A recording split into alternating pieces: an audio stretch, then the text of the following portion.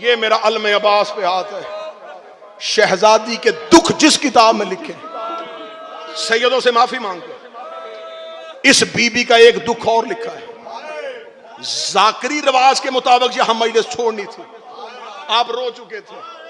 آپ کے رونے اور گریے میں مجلس چھوڑ دیتا. میں بی بی کا اگلا دکھ نہ سنا سکتا. اس بی بی کا ناصر بھائی اگلا دکھ یہ ہے جیسے سکینہ کا کفن تبدیل نہیں ہوا. میں معافی مانگی ہے, میں نے جملہ پڑھنے سے پہلے معافی مانگی ہے. حسین کے حرم ربا بھی اسی لباس میں دفن ہوئی ہے.